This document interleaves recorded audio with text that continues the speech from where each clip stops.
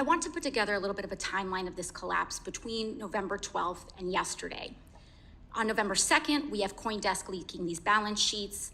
On the 8th, Binance signs a non-binding letter to acquire FTX, and Bankman-Fried freezes or pauses withdrawals from FTX. I would like to submit to the record your declaration to the U.S. Bankruptcy Court, or FTX's declaration to the U.S. Bankruptcy Court that was filed yesterday. Now, on November 9th, the day after those assets were frozen, Binance announced it would not go through with the purchase, and according to this filing, the same day, Bankman-Fried emailed the Bahamian Attorney General with an offer. That offer stated that he would offer to unfreeze withdrawals just for Bahamian customers on FTX, quote, so they can tomorrow fully withdraw all their assets. Correct? Is that correct? Yes. Now, on November 10th, FTX DM, the next day, was placed into a foreign provisional liquidation in the Bahamas, correct? Correct. The next morning. Now, after that, Bankman-Fried then made good on his offer, on his previous day's offer in that email to the Bahamian AG, opening withdrawals just in the Bahamas for a period of 25.5 hours. Is that correct? Correct. Now, during that period, $100 million was withdrawn in the Bahamas from FTX by 1,500 individuals, correct? Correct. And this was the day before you were set to take over. So he was still in control. This was like right before he was supposed to hand this off. Now, I think what we have here, or rather afterwards, on November 12th, we have what Congresswoman Dean was just asking about with this additional minting, these questions around this additional minting. And then on November 16th, the Bahamian appointed joint provisional liquidators did something very interesting.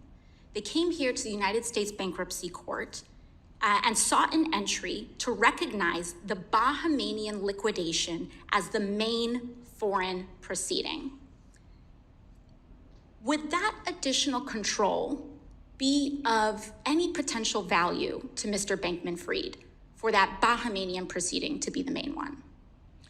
Well, clearly, there seemed to be an effort by the Bahamian Commission to get control of the bankruptcy process, and I think that was evident by their filing, which, by the way, was made up in New York, not Delaware. Oh, thank you. Thank you for that correction. Now, did you uncover any evidence that demonstrates that this window, that 25.5-hour window, opened in exchange for any consideration offered to Mr. Bankman-Fried by the Bahamian Attorney General or any state official, including a promise to initiate liquidation proceedings which might offer a path towards Mr. Bankman-Fried retaining some control or influence over FTX.com? We intend to investigate that very thing. Thank you very much. Now, I'd like to dig into a little bit of the timeline of yesterday.